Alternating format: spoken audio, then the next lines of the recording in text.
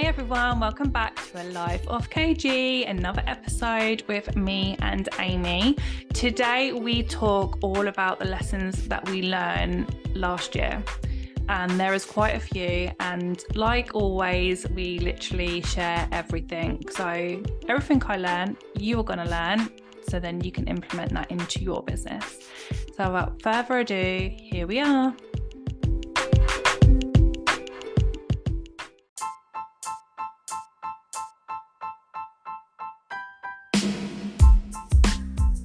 Sign up for my live event, Marketing Made Easy, in April. If you are in the hair, beauty or aesthetic space, this day is for you. I'm going to break down all the strategies you should be doing in your business to be bringing in more clients. I'm going to show you exactly how easy marketing can be, how you can do it without taking tons of time, and how you can get them clients through your door straight away. There are limited tickets, so make sure you get yours today, and I look forward to seeing you in April.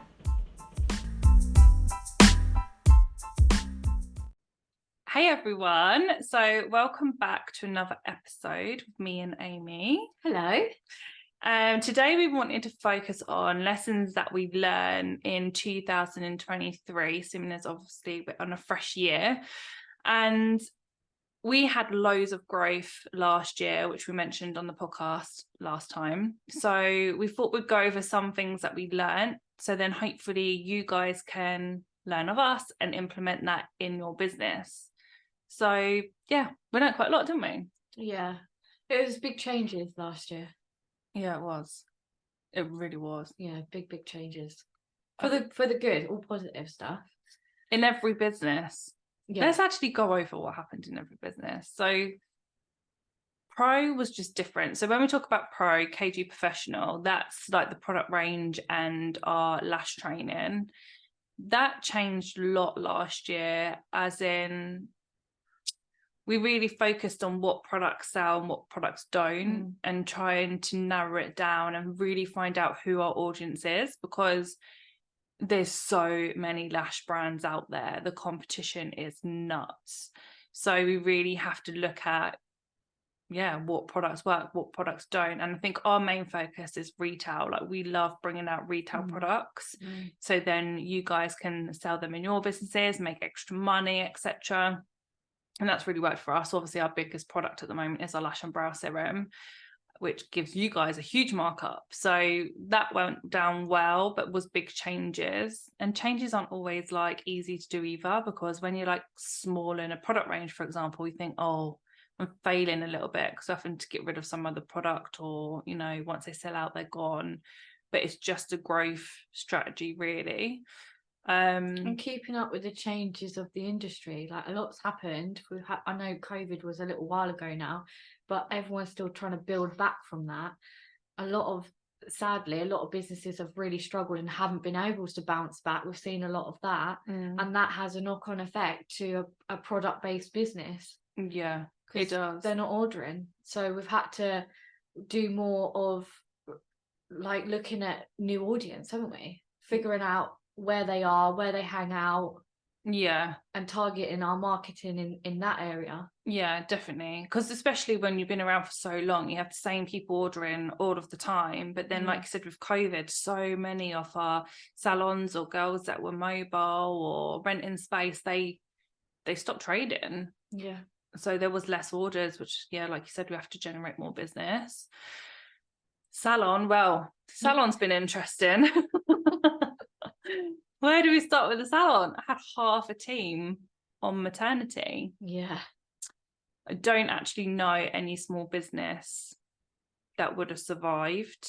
So God knows, like, touch wood, how we did survive that, having half a team on maternity. Because what happens there is when someone is on maternity, you normally get someone in before they leave, train them up, ready for that person to go and have their baby, for someone to take place.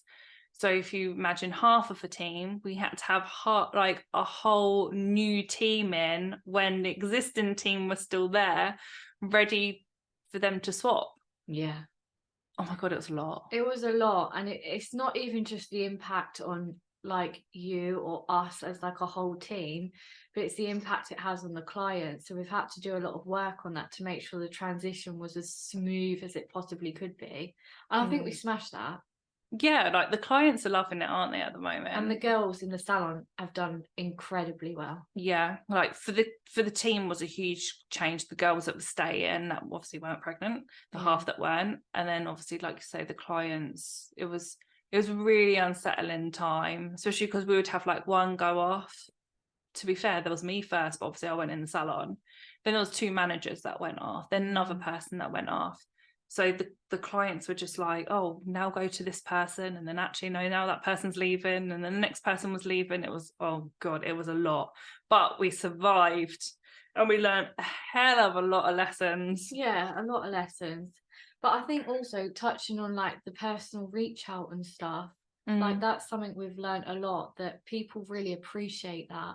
Like the clients, they don't want to just hear from the salon as a whole. They actually do appreciate to hear from the salon owner to say, I feel how you're feeling as well. It's hard in the back end, but I totally get that this is a lot for you as a client as well, because they weren't sure who to go to. So you actually recommending where they should go next and sort of showing them that path.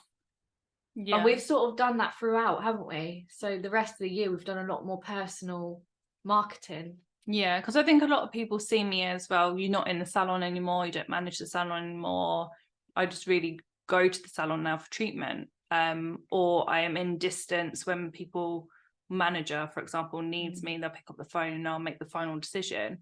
But I think, so clients generally don't see me at all anymore, but obviously know me from when I was there every single day, every hour, until I built it how it is. So I think for clients to still have that email from me that's personalized, it's not just a marketing email, or that post that will be personal, or we've done lots of personal reach out where I'll physically will text clients, knowing that text has just gone to them. If we notice someone hasn't been back for a little bit, but they're a real regular, like picking up the phone, like all of them personal touches make such a difference to the business. I think that we can't just rely on just that email going out to everyone, or just that post going out to everyone. Yeah, just your standard routine stuff. It's good that there's like marketing going out every week, but at the same time you're losing that personal touch. The client wants it's that humanity thing, isn't it? They want to know that you are a human and you also have feelings and you understand their worries and concerns. Yeah, definitely. It means a lot. Definitely. People want to know that when they are paying for their treatment, that, you know, it's what it's going towards a team and all of that stuff. But who is it also back in the background? Like, they know that I've got my little family and things like that. So they like to know who they're supporting. Whereas if you then just become the CEO that's just a CEO and there's no emotion there at all towards the clients, then I think that's when people actually tend to go to maybe the girls that leave or whatever, because they feel that personal connection. Yeah. The personal touch. You can still have a big salon and have that personal touch. Yeah, we definitely learned that last year. And in the coaching business, well, that's just flown. My God, I remember having a target for last year, a very small target, hit it, and then I remember having a much bigger target for 2023. I'm getting all my years mixed up. And it was I thought was a big target in my head, and then we've overdone that. It's just been nuts. So all of my clients, thank you. I just love supporting everyone. But the coaching business has skyrocketed all the companies. Yeah, it's doing really well. Which we were going to say as well about focusing, weren't we, on one thing? And I'd say that's what's helped. Yeah, because we did focus a lot more on your stuff.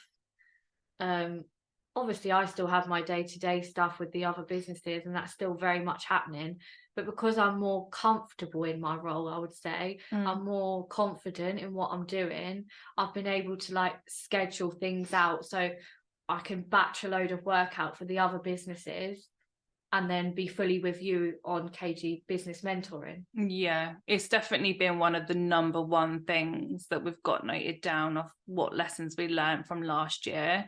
Where you focus grows. And I think especially in our industry, we'll see, okay, I'm going to start a salon. This is just examples, right? You'll be able to relate it to whatever it is that you're doing, but I'm going to start a salon, and then that's doing okay, still not running without me, but it's doing okay, it's doing well, clients are coming in, it's paying bills. And then, okay, now that's doing okay, I'm going to start training. And now that's doing okay, I'm going to start a product range. And now that's starting to do okay, I'll do something else. And everyone thinks they need all these bows to them, but actually if you're not focusing on one thing solely, everything's diluted. You can only give one thing 100%, which is why I think the companies have worked for me, because my salon I started and then that was 100% running without me before I then done the next thing and the next thing. Because what happens is when you open the second business or start a second side hustle, whatever it is you want to call it, that affects the first one. So if your first business isn't strong enough, that will fall down with the second business that you start to create. Focus as well. We've done a lot on launching this year. So yeah, launching is when, you know, you're bringing out something new, you need to let everyone know about it, you're doing a build up before you physically launch it. And then because the success you got off bringing it out before it physically launched, that's when you make like a bigger amount of money, like the day you launch, for example. So we've launched a lot last year, new product.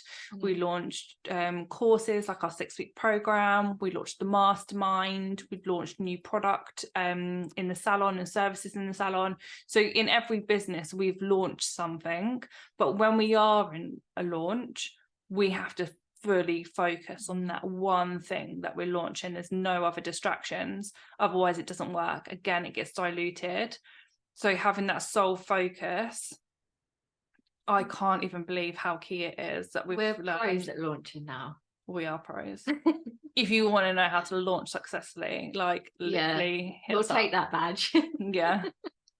We can launch anything. Yeah, we've definitely learned a lot with that. But that also comes with another thing we've learned last year was repurposing. Has also helped with our launches because we've done multiple now, but that goes across the board with everything: email marketing, social media, everything. We've learned to repurpose things that have done well, haven't we? Yeah, I think a lot of pain points for all those that are possibly listening, and was a massive pain point for us, was creating content. Like, it can be so draining. Like, what reel do I do next? What email do I put out next? What caption do I put out next? Like, it's all a lot. Whereas we've decided, right, let's look back at everything we've created, because you guys will have so much content that's already there. Like, what worked well, what didn't work well, and repurpose what you're doing. Do you want to explain what repurposing is? Yeah, so for example, should I do emails? It's easier, isn't it? So if I've sent an email out in 2022, say for Mother's Day, for example, why the hell would I then rewrite that whole email for 2023 and do a whole new email on that? Because it's exactly the same thing. So I will literally use the same email and resend it out. I might tweak a few bits if there was things I put in there that weren't relevant for that year, but you just tweak it so it makes sense for that year. But I do that for everything: social media, emails, everything, even stories. I said that to you the other day, didn't I? Because you were saying about struggling with what to put up one day. I said, just go on your archive. Like, literally just go on your archive and see what's done well and then re-put it out. If it's still relevant, why would you make more work for yourself? It's literally game changing. It's like such a basic thing. It's so game changing. And you'll be able to see on, like, you don't even need to go into your insights or anything on Instagram or Facebook. You can just scroll through your grid, look at how many likes and comments you've got on that one post. Do it again the next year, the same date, the same month, just send it out. You don't then need to rethink about it. But the other thing is, like you were saying about content, you actually don't realize how much you have until you go on your gallery and you go through and you're like, oh, I didn't even know I had this. It's amazing how much stuff you'll have, but once you start repurposing, it will like trigger an idea for something else. That's what always happens with us, isn't it? Yeah, we'll always get ideas from what else we're looking at, or there will be, so you might think, well, I can't put that post out because it's already gone out, but trust me, when you go back you think, oh, I don't remember writing that. Or, oh, this, sometimes, like, because obviously Amy's taken over all my stuff, sometimes I go, oh, did I write that, or did Amy? I can't remember who's wrote it, because if we don't remember, a client definitely isn't going to remember. So don't, as long as you're not repurposing content that you've done 2 weeks ago. No, like, look back at the last 6 months, a year, and see what's there, depending how long you've been in business. Like, we go right back. I put some good things out back in the day. Yeah, you actually did. And the thing is, like, we even now, emails and posts will go out. Just touching on scheduling has been a game changer, I'd say, this year as well. Like, if you don't schedule your posts and emails, what are you doing? Yeah. just get it done, batch a load for like a week, and then you can chill for a week. I've struggled with that though, haven't I? You've definitely taught me to do that more, because the professional and the salon, everything was scheduled, and then with me, I was still wanting to do it on the night, and I was like, no, I like being more creative, like when it comes to me. And they was like, you're crazy. Well, and then when I came on board to help you a bit more with yours, I was like, I can't work like that. No. We need to do some more scheduling here, Kate. We're gonna have to meet in the middle. I know, but now, like, it's so consistent. Now, I always go on about, be consistent. Consistency is key. I don't care how boring that phrase gets, it is definitely key. And obviously, just keep with whatever your consistency is. So if you're saying you can only post once a week, then just always post once a week, that same day, time, every single week. Whereas if you can be consistent with posting 3 times a week, make sure that is, again, the same days, 3 times a week, same times, etc. Whereas now we're posting, I used to do that, but now it's like we've been able to ramp it up, because repurposing for one, and then obviously scheduling, we now post just on mine alone 4 times a week. 4 or 5, so we're able to get out there a lot more because we are scheduling things. I know loads of people will say, what are you scheduling on? Facebook Business Suite I use for Facebook and Instagram posts. I will use Business Suite. For Reels, I do it just on Instagram. That was a game changer when Instagram did that, because do you remember I used to always say to you, I can't schedule my Reels, but you can do that now on Instagram. Yeah, that is a game changer, because the problem was before, when you used to reschedule on anything like Hootsuite or different things out there. What's that other one we used to use? Planoly. Yeah. God, we used to use that ages ago. Yeah. It affects your reach. Yeah, it does. They don't like it. Whereas when you're scheduling from the Facebook platform, because it's all meta now, isn't it? So they don't mind you using that. Yeah, they favor it, so it doesn't affect any of your reach. So that's really good. So definitely give that a go. What else have we learned this year, do you think? Last year. Should we go back to the salon? Okay. Because I know a lot of listeners probably listening to this right now are wanting perhaps to step out of their business, but they feel so terrified because of the emotional attachment. And something I would say you learned last year was huge for you, with that emotional side to the business. I think you should share with people, like, I don't even know how you've done it, and you're going to say I don't know. I feel with the salon, like, my career has only got to where it's got because of the salon. And I opened at such a young age. Well, I was 19 when I opened, with not any clients or anything. And as that grew, obviously it grew into what it is today. So I feel like I've always had that emotional connection with the salon. So even nearly 15 years on, it doesn't matter how successful the other companies were, I was like, oh, the salon, even though I weren't there, the salon, or if anything happened in the salon, say a team member falls sick, prime example, I'll be like, I have to go and fix it. I have to go and be with the clients and make sure no one's cancelled on. Or if there was a team problem, which, you know, we're human, right? It happens in all businesses. I would let that affect me massively to the point where I'd be like, I just want to sell. Like it got to that bad. It did get that bad, yeah. I just want to sell, because whatever issue happened in that business, I fully took on myself. So I'd say there's two parts to the emotional connection. One's just physically stepping off the salon floor, which I've done, which is where most of you guys will be at now, where you're like, I can't let a team member take over, or the clients want me, etc. I was pushed to do that because obviously I was pregnant, so there was no chance I could physically stay on the salon floor. I had to make that decision to move everyone over. So that cut half of the emotion, you know, being in the salon every day, trusting the teams and all of that jazz. You have to let go of some emotion to be able to physically do that, which is a hard one.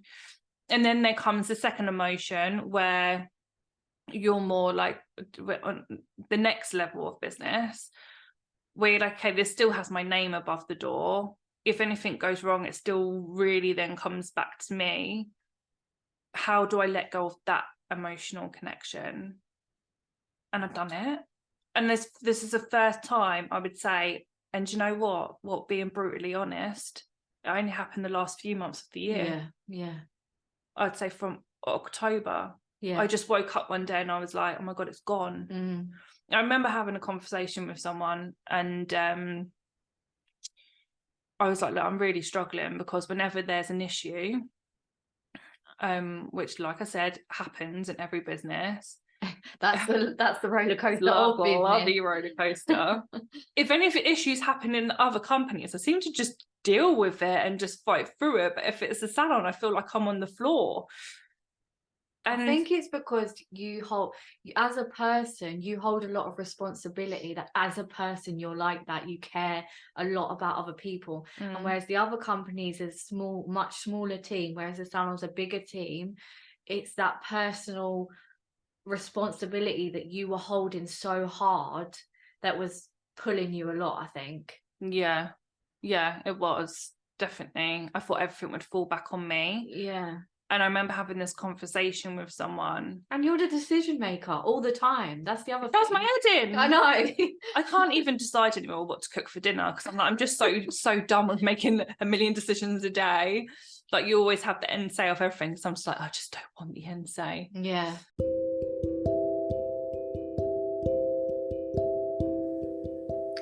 Are you a trainer with a salon or an academy and would love to grow with government funding, but just need some help and support?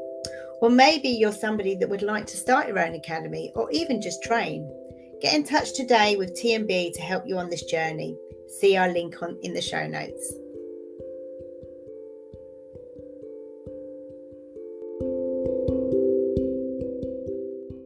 Yeah. But yeah, this lady turned around to me because I was telling her how I felt, and very wise lady. And she said, Kate, it's just a business. Just a business. You've got to have your CEO head on all of the time. Any decision you're making is a business decision, not a people decision. Literally everything. Like, just think of it as it's just a business.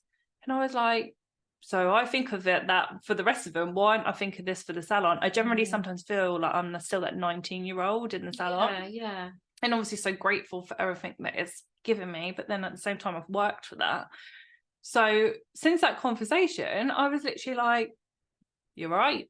Yeah. All emotions you gone. Couldn't argue back with that. No, like at all. And yeah, the emotions completely gone. So of course I still love the salon, and you know, I'm still do what I do, but there's certain things where I just look at it completely different. For example, if someone was to call in sick, unless there was an emergency like a wedding or something, everyone will be rescheduled, rather than me thinking, oh my God, I've got this coming up tomorrow. What if someone calls in sick? I'm going to have to cancel this, this and this of my plans to make sure I fix the salon. Whereas I can actually feel like I sleep at night and not worry about what's going to happen the next day. Yeah, you've separated and actually, tell you something. What? Since this has happened, haven't had anyone call in sick. But there you go. There you go, touch wood, quick. But you know, like I'm not really woo-woo when it comes to like too much of like manifestation and stuff. But if you think about it, if you're up the night before and you're like, oh my God, is so gonna fall in sick? What am I gonna do? Put it out there. And then the next day, guess what? They called in sick. Yeah, whereas now I'm like, do you know what? Whatever happens. It will fix itself. We'll reschedule the clients. Exactly. No one actually has. Guess what will happen tomorrow? And don't say that. but you actually, I would say, have, not that you're a horrible person at all, that sounds awful, but you've become better in like your mindset, I would say, since that conversation with that lady. Yeah. Now you've let that go a little bit. Yeah, you're just different. So if you're listening and you felt like that, you need to take a leaf out of Casework. Definitely. Just think of it as a business. I mean, ages ago you would see my post where I'm like, your business isn't your baby, like, because everyone goes, oh, it's my baby, and I hold my hands up, you say exactly that until Lola come along and I was like, the business is no longer a baby, I have a real one. The business is not your baby. Your business is a business. It has to be treated as a business. And I'm sure you'll have moments that you need reminding on that. Oh God, yeah. We're only human. I'm sure something will happen and I need pulling up from the floor again, of course. But day to day, being stronger in that mindset is so much better. Yeah, definitely. Yeah, it's a big that was a big lesson for you last year. Do you want to talk about teams? Yeah. Not keeping it small. We also learn with obviously people being on maternity and stuff that it's actually better to have a smaller team. Now, lots of people will be scared just to hire their first team member, but what we've realised is then once you do hire that first one, you can see the money coming in and you're seeing how it's working and get a glimpse of a little bit of freedom. We go to hire the next one and the next one. And then sometimes it's just like, oh, how many team members do you have? Well, actually, it doesn't really care. Like, it doesn't matter how many team members there are. What matters is how full are them team members in their column, how much profit are we making after salaries and bills, etc. And sometimes when there's a big team, what happens is the column looks, there might be the odd gaps, but because there's lots of columns, it might look like there's lots of appointments. But then actually, since we had to have a smaller team because of the maternity, we realised, okay, there might be a dip in take-ins because there's not as many of us, but then there was a much lower wage bill. So there actually was making more profit. And I was like, this is interesting. There was definitely more profit, even though the income was less because we had less overheads. So I really just wanted to touch on that point of the fact of you don't have to have the biggest team to make sure you're profitable, because the more team you have, obviously a lot more higher outgoings there are. So we've really concentrated on making sure that the girls are full, they're back to back doing diary management, making sure there's not a lot of white space, and you know, the appointments are literally, there's not 5-minute gaps, because that always creates more appointments. We've also not focused on, you know, when it's really busy in summer, okay, we were turning appointments away, but the girls were full. But then knowing in the summer, some of them clients would have been people that were just going to come off for a one-off, might not turn into regular appointments. So if we did lose a few clients because we couldn't fit them in, it still wouldn't have been worth having an extra staff member that's going to be there for a whole year and then going to be there in quiet times. Does that make sense? Yeah, no, 100%. Well, it does to me. It really does to you guys. Because then you hit like winter, obviously now we're in January. January isn't too bad. We always find February is definitely more of a dip in industry. Whereas if we took on more team, because summer was like so bursting at the seams, when it comes to then a month like January and February, you're going to see more people sitting around, and there's nothing more frustrating for a business owner when teams have to sit around and you're thinking, oh my God, what am I going to do? And then you don't want to lose their motivation. So keep your teams tight and small. Yeah, 100%. For profit. I was going to add to that. I'm adding things onto our learning list, but as you're talking, I'm thinking about things that we've learned. Go for it. I was going to say that last year we learned that clients' behaviour changed a lot. I think obviously cost of living, it's obviously had a knock-on effect to every single business, not just the beauty industry. But we noticed that more people were more ad hoc with their appointments. They weren't so regular. Obviously, we still have a lot of regulars, but more people were very last minute with their bookings. And I think we caught onto it pretty quickly of like capturing those deposits. We stopped doing so much of like me booking them through Instagram and not catching that deposit, and then the risk of them not turning up. Because we did have a lot of no-shows after COVID as well, didn't we? I know that went across the board for everyone. It's actually a point, because I get so many messages saying like about the cancellation fees and stuff, and how can they stop the no-shows. So we changed ours to 48 hours instead of 24. But then some people are still saying, well, they're still getting them. But actually, you've just pointed that out perfectly. Instead of before, it's like we would book appointments on the DMs, but then we just have their name, number, but if they didn't want to no-show, we have no data to be able to charge their card. Whereas we started steering everyone to the online booking system. So we have their card details. So you know what? If someone don't show up, don't matter. Cha-ching, still taking the money. Yeah. That, I think, was massive for us last year. With the changes in just the economy. Yeah. It's always really good to just make sure that you're always make sure that urgency is there for the clients to book. Always, like never give up on that, even if things are changing. But also knowing if you're looking in your diary and you think, oh God, next month looks really quiet. It's okay. It will feel, it's just going to be a little bit more last minute than what you're used to.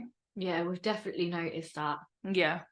People are more last minute. And going back to like personal outreach and stuff that we did, we actually learned that from them. Like I had clients text me back and say that they just do it when they need it, like if they've got a party or things like that, and that's absolutely fine. But you get to learn that not every client is going to be a regular. You will just have the ones that pop in for a party or Christmas or a wedding. Yeah, definitely.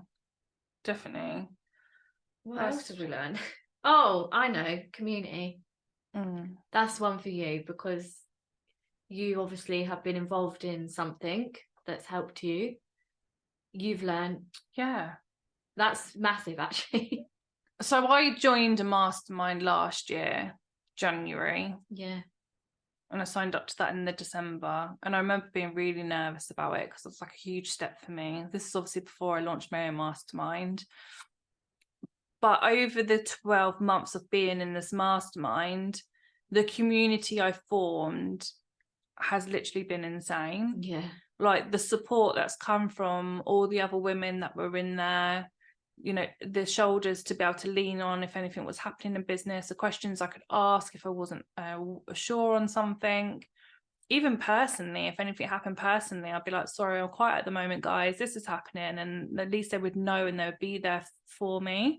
And that happened to all of them. And then even outside of the mastermind, we'd be like, oh, should we go on a spa day? And you can be around people that still had the same mindset as you. And with the mastermind closing, I was like, oh my God, what am I going to do? Like, I was literally heartbroken. I'm still a little bit heartbroken. Yeah, it's like a breakup. Yeah, it is. And obviously we all stay in touch, but it's like you don't have that accountability action all the time, like the calls and the WhatsApp chats and all of that stuff. So I'm sad that that's closed, but obviously I've created my own mastermind, which we're just over halfway through now, because that always starts in July. So if you are interested in that, we will be opening the doors to that in May. Yeah.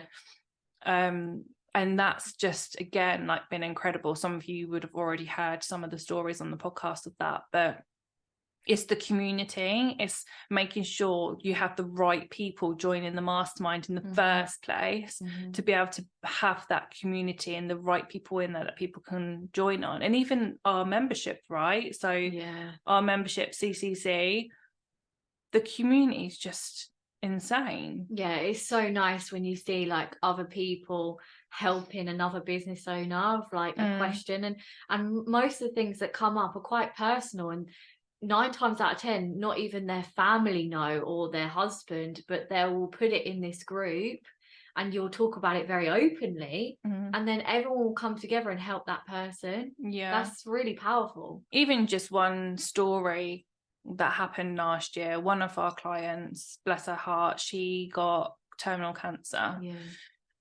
So obviously she left the group because she was closing her business, and she just wanted to spend her last months that she has on just making memories. So didn't matter if you had just joined one of our live calls, if you hadn't joined any, if you'd been on all of the live calls, if maybe you chatted in the WhatsApp, it didn't matter. Everyone was affected by our client. That then one of our clients in there decided to do a fundraiser just between our membership group, and we raised money for her to go and do what was part of her memory list. So she really wanted to go to the Ritz. So Katie, who organised it, she sorted it all out. We all just put a small amount of money in, or what anyone could give, into a pot, and we managed to get her vouchers for the Ritz. And obviously she was over the moon to be able to tick that off her bucket list.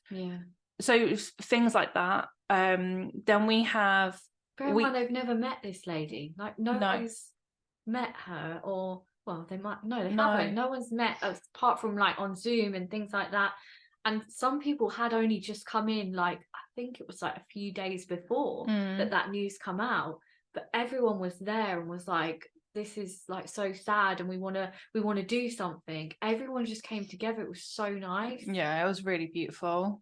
Then there's other things, like we will do weekly goals, and just like you might be able to do that at home on your own and have your weekly goals or your to-do list sitting there, but then when you actually make yourself accountable, and you're telling the rest of the group like what your weekly goals are, which then in turn will help you build to what your yearly goals are, everyone's smashing it because they've made themselves accountable to the group, and we're all cheering each other on. And I've loved that this week. It's been so good. It's really powerful because you're putting it out there, isn't it? Like you said earlier, when you put stuff out there, I know we're not that woo-woo, but no, there is something in it. There is. But it's all about, that accountability and having that community, because you can have the best family in the world, you can have the best friends in the world, but if they haven't got that same mindset or understand your work or understand your business, it's very hard to then go to them with, business ideas or any struggles you're having. Yeah, they just don't connect it. It's just not the same. No. Whereas when you're talking to people that are literally living this day to day with you in their own business, it's just so different. Yeah. I think what's fascinating as well is with your mastermind that you was in, like they weren't even industry based. Oh no, they were all businesses, from like literally like property, copywriters, PR, literally all businesses. Yeah. So it just goes to show like business. And you learn a lot from other people as well. Yeah. That's the thing with your community. You learn stuff from other people. We all think that we don't know stuff, or we do know stuff, but it's not until you speak to other people you're like, that's a brilliant idea, and then you implement it. Like that stuff happens all the time in CCC. Your knowledge is in someone else's knowledge. Yeah, not common knowledge. That's what they say, isn't it? Yeah, your knowledge is not common knowledge. Yeah. So whatever you've learned or whatever's worked for you, that's going to be new knowledge for someone else to take and run with that too. And we're huge on that, aren't we? Like we share everything that we know. Oh yeah, probably too much. Yeah, you all become millionaires because of us. Yeah, we're oversharers. We are. But I don't think it's a bad thing. I don't think so. But if you're going to do anything this year, if you can surround yourself with people that are like you, do have a business, doesn't even have to be industry based, but if you are, please join CCC, because you have the perfect group of people in there ready to help you along with your business. And obviously you've got the amazing Katie, so it's so bloody cheap. This isn't even actually meant to be a pitch, by the way. This was not in the script whatsoever. But for 39 quid a month, And you can cancel at any time. I just think it's a no-brainer. But like the amount that have happened in there, it's actually crazy. You can really notice. This is one thing I'll say to everyone. If you, a bit like what we said on the last podcast about focus, if you focus on something, it grows. If you join something or you have a mentor, whoever that is, it doesn't matter, like whoever that is, if you're joining a membership, whatever that looks like, if you physically show up, or if you physically watch the calls back, or if you physically like going on the portal, if you're doing something, you are going to grow. Yeah, like that is a fact. No one can join CCC and not grow if they're taking action. Yeah. But those that do join, whether that's any mentor or any membership, and don't do anything with it, or don't reply back, or don't show up to calls, just don't use it to their full potential. You will stay the same. So it depends where you want to go. If you want growth, which I'm guessing everyone does if they've gone and got a mentor or coach or joined a membership, then definitely take action, because the growth's insane. Yeah, because where else would you find that? Like, you don't go to the coffee shop to work and start randomly talking to people to see if you connect with them. Whereas you've got like literally a whole group right there that you can just walk straight into, and you've got like 50 odd people that totally get where you're coming from. Yeah. You don't get that anywhere else. No, you really don't. God, we've created a good thing, haven't we? You have. Oh, clever. I think that's pretty much all the lessons, like our main ones that we've learned. Yeah. So a roundup. So lessons learned that we want you guys to focus on. So focus on one thing in your business, whether that's launching a new product, or you're launching a treatment, or you're bringing on a staff member, whatever it is, wherever it is you want to make money, focus on whatever that is at that time. Repurposing content. So repurpose, look back at what you've already done, and use that. If you're creating teams, make sure that you're keeping them small and full. Emotional attachment, really difficult one, but try and let it go as much as possible. Remember, you are the CEO of the business. And then community, if you can join some type of community, be around like-minded people, then you will just see yourself naturally grow personally and in business. So I think that's it. That's our roundup of 2023. Fresh new year now. Oh, God, I'm so excited. Yeah, it's exciting. You think of the growth that we've had in 2023, it's only going to go up this year. And guess what? What? We're in Marrakesh end of the month. I know. End of the week. I know. I'll get flight anxiety. Oh my God. Literally, there is a group of us, those that are in my mastermind. We're all going to Marrakesh at the end of the week. Which I'm guaranteed they're going to be loads of breakthroughs there, so that's going to be exciting. I'm sure we'll do a recap on that and tell everyone. We'll have to come back and say what happened on that trip, because I'm sure there'll be some stories. I'm sure there will be. Maybe we should all be doing like a big podcast. Just one big one. Maybe we should do one when we're out there. Yeah, probably. Oh, that's funny. All right, guys, we will love and leave you. Please like and share the podcast on socials. If you haven't already, also subscribe. The subscribing helps us loads. So if you can, just press the subscribe button. If you haven't already, leave a review. It literally means the world to us. So yeah, please, please, please. We'll be truly grateful, and we'll speak to you guys soon. Bye. I want to give a shout out to Sky Premium Life products. Now, you will know from last year that I was testing all of their supplements and I absolutely love them. They were a sponsor on this podcast last year and they also are this year. I have tried all of their supplements, from collagen to their hair tablets to they've got focus tablets, anything that you need help on with your body system functioning, whatever that is, they have help. And I just love them all. I would highly, highly recommend them. We also started selling it within our business, making extra money in the salon with retailing the products. And because they're extremely reasonably priced, clients are loving them. Lots of my clients were also using them and they're selling them in their businesses too. So if you want to grab a discount, you get 15% off their products The link is in the show notes. If you want to sell it within your business, reach out and I'll tell you exactly how to do that, or you can just message them directly. But I highly, highly recommend you take these for your own well-being. And I also recommend, if you have a business, that you're selling it within that too.